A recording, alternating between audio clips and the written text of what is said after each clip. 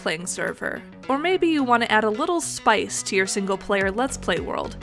Either way, if you're looking into making your own lore in Minecraft, you've come to the right place. I'm Magic Taser, or MT for short. Cinematic Minecraft stories are my thing, and let's start with the basics. What is lore exactly? Well, to put it, Peter's story or overarching journey. Minecraft has its own lore, but it's very subtle.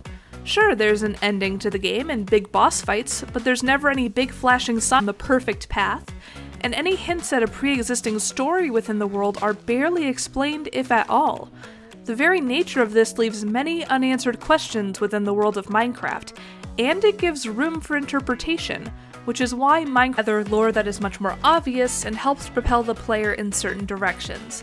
But Minecraft isn't like that.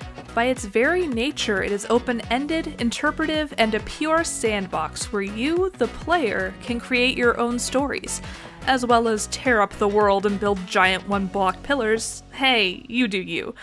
So, let's get started. It's important to know that whatever your situation, all lore building will start the same way. In fact, the same way you start building a stereotypical starter house in Minecraft. You start with the foundation. What? You don't build a foundation when you're building your house in Minecraft? You just build it right on the ground? Well, that's okay, and you are valid. But for the purposes of this metaphor, just play along for a while. When I talk about foundation, I'm talking about the early stage ideas of lore, the planning/writing phase. This is when you come up with ideas for your lore, and get a general idea of what direction you want your lore to go in. The before lore, you might say. So when you're building the foundation of your base, and your lore, there are 3 things you want to keep in mind. You want to know roughly where you're going with the build, you want to build on the groundwork that you already have, and you want to plan on it and leave room for later details. I'll go more into detail on each of these, but let's start with knowing where you're going. Whether you're building a you're going for when laying out the foundation. After all, the foundation is going to serve as an outline for your final build. You don't want to start zigzagging through the trees with a line of cobblestone if what you really want at the end is a glass dome observatory. It's the same way with kind of situations you want this lore to spark. For bigger, overarching lore, this is basically the same as deciding roughly what genre you want. Think about whether you want a big political drama and war-style story like The Dream SMP, or whether you want a post-apocalyptic story with your single-player character wandering the world, looking for the rest of humanity, just like my cinematic survival series, The Last Human. If you haven't seen it yet, go watch it now. Seriously, go watch it. Did you go watch it? I assume you paused this video and watched all 7 episodes that are currently out at the release of this video. If you did, you're my new favorite person. If not, anyway, thinking about genre. If you don't know what kind of lore you want, start by thinking about the media you consume. About movies, TV, books, story-based YouTube videos, and stream series, things that you like. So what do you like about these? It involves a fighting arena or mercenary for hire style elements. Maybe you like superhero stories with strong villains. Then maybe your lore involves an item that corrupts the world or winds its way into the minds of players, like the origin story of a supervillain. Maybe you're all about secret societies and mysterious artifacts. You could absolutely bring those elements out in your lore. This doesn't just apply to big stories. It's also important for little details and smaller bits of lore. Let's say you want to inject a little bit of lore into your server. You want to think about the impact it will have on the people who encounter it, and what you want to come out of that encounter. Do you want it to be a source of humor on the server, more like an inside joke than anything else? Do you want it to become a viral fad that spreads through the players to explore more of the world? The tone you're trying to set is the thing to keep in mind here. Knowing the tone will help you decide what form your lore should take. Let's look at the next point on the list. Building on the groundwork that you have. TNT and blow a hole down to bedrock only to fill it all back up with your own blocks so you can build on surface level again. If you do this, why? It's the same thing with lore. You have to remember that Minecraft, although an extremely adaptable and interpretive game, is still a game. It has limitations and rules that have to be followed. This is especially true if you aren't planning on using mods. In my lore, I don't use mods. Well, I do, but the only mod I use is Optifine, But because I don't use mods, that puts some limitations on the kind of lore I can pull off. It would be difficult to have lore that focuses on Harry Potter style magic without mods because there are no wands or spells in vanilla Minecraft. The closest thing we have are potions and enchantments. So if you really want to do magic style lore, you'll either have to find a mod that fits within your vision, or you'll have to focus on the mechanics already present in the game. It's also important to know that some stories just aren't meant for Minecraft lore.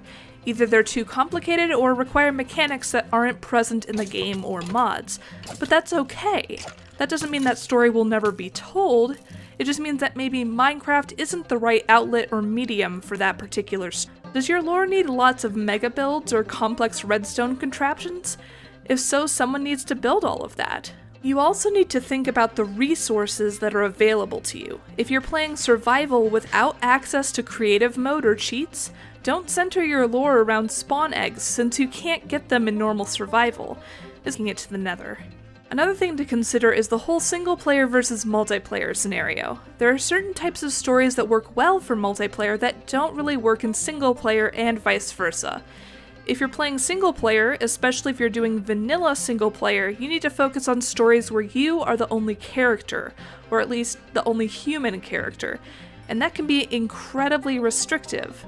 Trust me, I know. But it can also be an incredibly fun challenge to think of reasons why your character's alone. Think of some of these constraints less as rules to keep you from being creative, but rather as guidelines that force you to be more creative within them. But the true meat of this particular bullet point has less to do with restriction and more to do with interpreting the lore that already exists in Minecraft.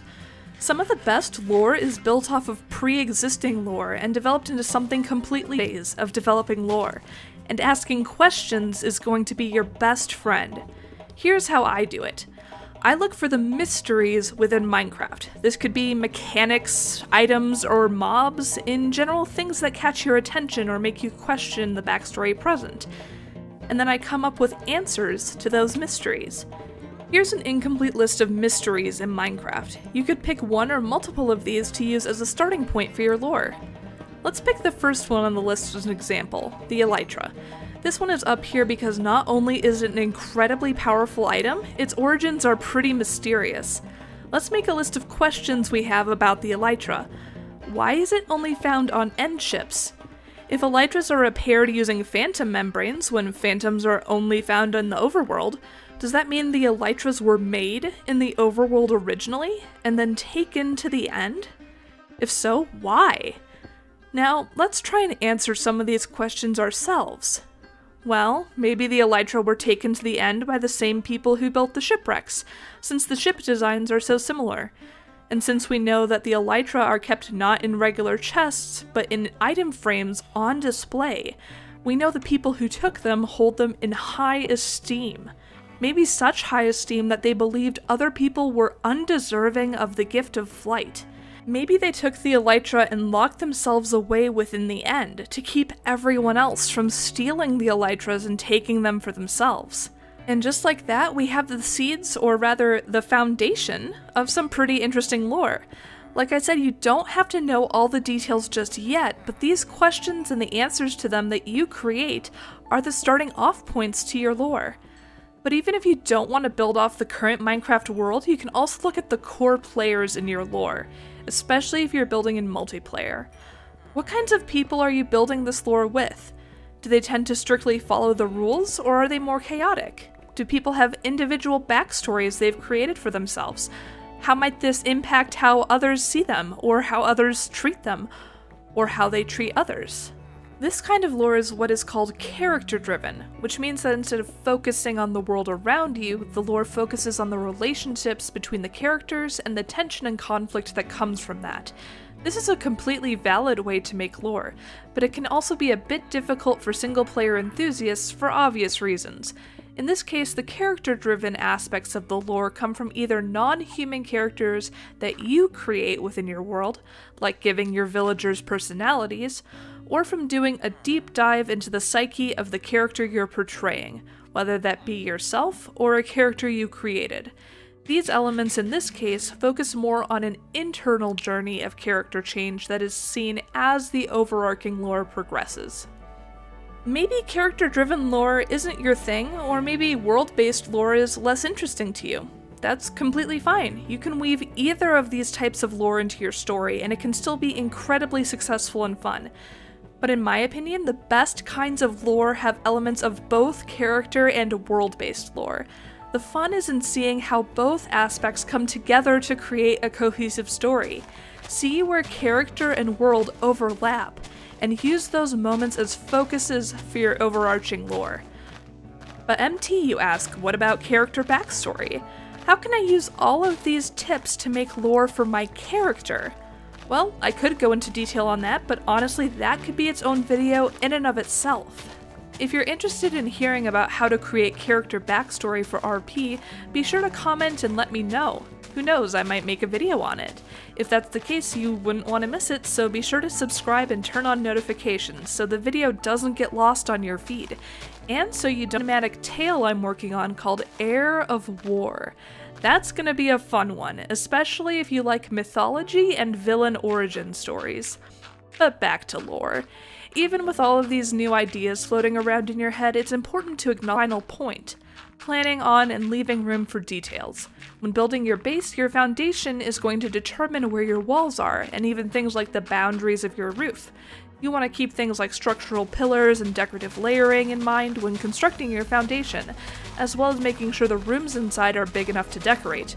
Otherwise, you might end up with a fantastic looking build that has a 1 block wide passageway in the middle and nothing else. It's the same with lore. Minecraft by nature is spontaneous, which means that you might encounter random events or places that add new revelations to your lore. This is especially true if your lore is focused on the world of Minecraft. Portal and find an enchanted golden apple and tell yourself, I could make a religion out of this. This could be the start of a secret god apple cult working in the shadows under the nose of the clergy.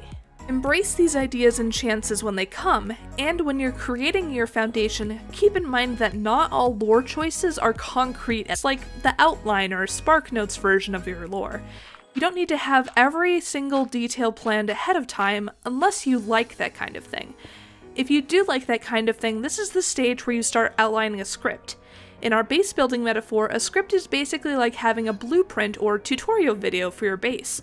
You know exactly how many blocks to put where before even placing a single piece of cobblestone. For lore, a list of bullet points on the details of your idea or an outline of the lore story path is all you really need here. Keep in mind that with RP and lore, you shouldn't be writing much of a word-for-word script in a multiplayer scenario. This is another aspect of planning for details. Part of RP is being spontaneous and reacting to the situations you find yourself in, kind of like D&D. Instead of giving all the players lines to read or act out, give yourself an idea of the path you want your lore to take while, and this is important, still allowing players to make their own choices. Free will is essential in a multiplayer lore situation. RP is not a bunch of players acting at the whims of one ultimate scriptwriter. It is a collaborative storytelling experience where everyone has control over their own choices and character paths.